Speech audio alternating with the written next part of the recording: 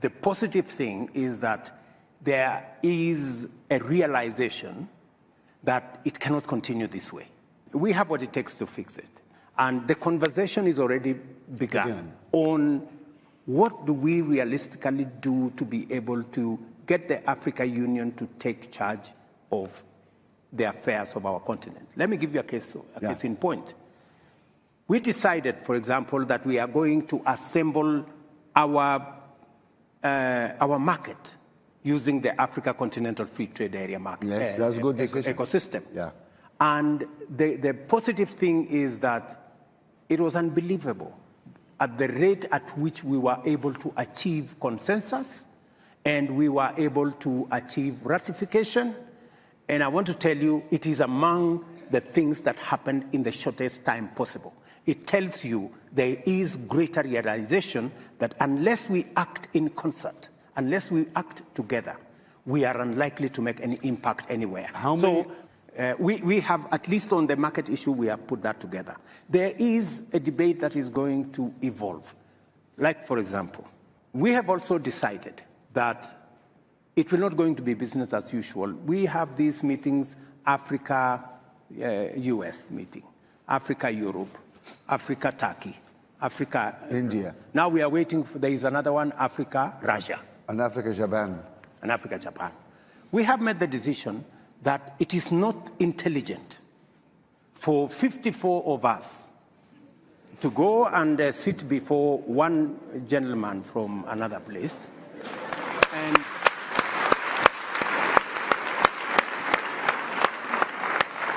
I mean, and sometimes we are mistreated. Yeah. You know, we are loaded into buses like school kids.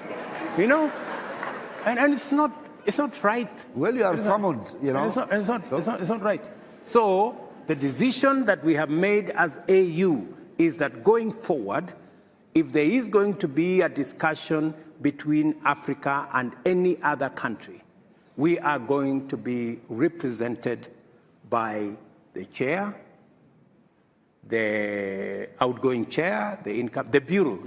Chair of the commission or the chair and the chair of the RECs, and we have 5 RECs. That should be sufficient for, I mean, a meeting of maybe 6-7. Yeah. That should be able to represent Africa. And that is the position I am taking as the president of Kenya. For any other meeting that we are going to have with all these requests that we have a meeting between Africa and one other country. We respect the sovereignty of others. I think to ask for reciprocation is not to ask for too much. No. And for us to agree that let us have this kind of setup. The only, because I had a conversation with President Kagame, and he actually led that particular position. I have had a conversation with Prime Minister Abiy. He believes very strongly that that should be the position of our continent. Because, as you have said, if we don't respect ourselves, nobody is going to respect us. And we should be able to take that kind of decision. Yeah. And part of that respecting ourselves is when we say African problems, African solutions. We must be serious about the solutions. It cannot be rhetoric. It cannot be talk. It must be accompanied by what realistically and practically we are doing. And what is our capacity? Yeah. No, this is wonderful. But just one question. Why are you having this discussion in closed rooms? Why don't you bring civil society, all those people in this discussion? Because we can also put pressure on our leaders or whatever to behave in a better way. African people need to tell their presidents, we care about Africa. That should be a priority. Unless we act really together, it doesn't work. And in the reform agenda of the African Union, if you and your colleagues are proceeding that way, there need to be really a serious discussion about the structures and how Africa is. One problem is African countries refuse to cede any sovereignty to the African Union. So African Union cannot sign a trade agreement in behalf of Africa. Then the African Union go and meet the European Union. This is not balanced. It is not. Because those guys had 27 countries, gave them sovereignty. Yes. But our guys here don't want to give any sovereignty, cede any sovereignty to the Union, as if, you know, this is something very fantastic they have to keep. When countries like Germany, like big countries, agreed to cede sovereignty to the collective body because they are smart, they think when they are together, they negotiate better deals. Are you saying? The only stupid guys, unfortunately, are the British, who left that collection. But look, I'm free to say that because I'm also a British citizen, and so I have my views about what happened in Britain. I know we have British. Jane is there, the High Commissioner, and the Archbishop. And I have the minister here also. But do you agree with me it was a mistake to leave the European Union? You agree? You're going to lose your job, I think. Anyway, BBC is not here, don't worry. Nobody watch Kenya TV, so don't worry. Anyway, so no, it's not a joke. I mean, it is truth. I mean, it is a mistake. Together, we're stronger. We do things better. And that's what we need the African people to press their governments. We need to be stronger. We need to have our union. We need to cede some of our sovereignty for the African Union. I'm not losing sovereignty because our collective sovereignty is huge. Is huge. Then we are somebody which can be respected around the world. We go out there in Europe, oh, we Africans, we African. I want to ask you, what do you mean you are Africans? You are South African, you're Nigerian, what do you mean you are Africans? Where is your government? What decisions you are able to make? What is Africa? Unless we have an African Union and a joint, a will, and then it doesn't work. So you made commitments now in front of all these people who are going to fight for that case.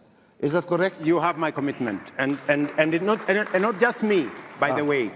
I think a critical mass of African readers is building on how we should act together. I told you this particular position of consolidating what we need to do and how we need to engage with the rest of the world was actually driven by President Kagame. Excellent. We've talked with many other heads of state, and I think there is a critical mass emerging that we need to act differently. We need to work smart.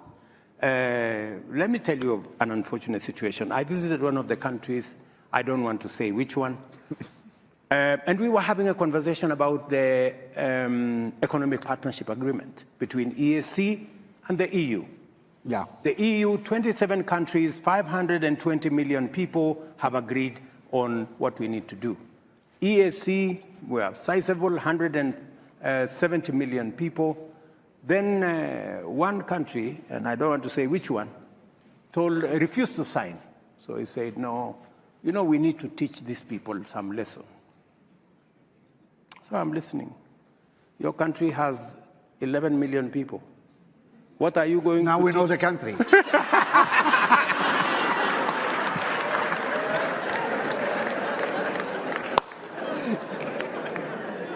Anyway. So what are you going to teach 520 million people who are supposed to serve as your market?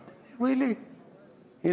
So sometimes we undermine our own case because of not acting properly. So I want to promise you that it is our challenge.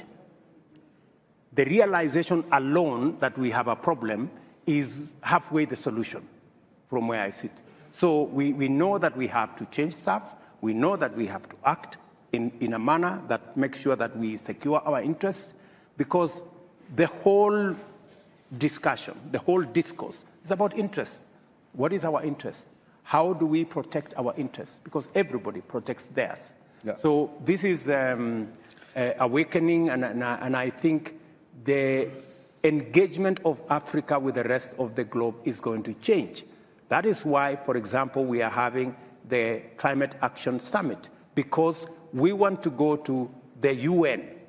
We want to come to the UN General Assembly. We want to go to COP28 with an African consolidated position, speaking with one voice, the whole lot of us, so that people can know we know what we want and we will not back down. This is wonderful. If any value to this discussion is, I think we reached some interesting commitment from the president here. No, it's useful, the commitment made by the president. My only suggestion is that mobilize the people, have trust in the people, because the pressure from the people can help produce. Get the civil society into your summit. Get them to press their governments to really to move behind you in this agenda, because that has to happen. And until you get the people behind you, everybody will drag their feet. And that's the history of Africa. I agree with you 100% that we need to mobilize the people to be with us, to share the vision with us, to agree with us on the paradigm shift in what we need to do. I agree with you, the civil society have a big role to play, because they can do sometimes what governments cannot do. And even in Kenya, we have a robust civil society. They have made a huge contribution to who we are today. Sometimes as governments we agree with them, sometimes we don't agree with them, but that is the nature of life. All I ask of our good friends in the civil society space, including you, Mo, is always to look out for the interests of the people of our continent, and not sometimes to play to the gallery of the people who pay your check.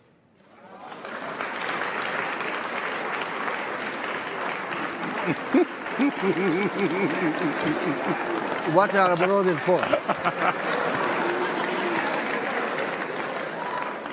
What you guys are applauding for? If you enjoy this video, don't forget to share your comments below and subscribe to our channel for more exciting videos coming up.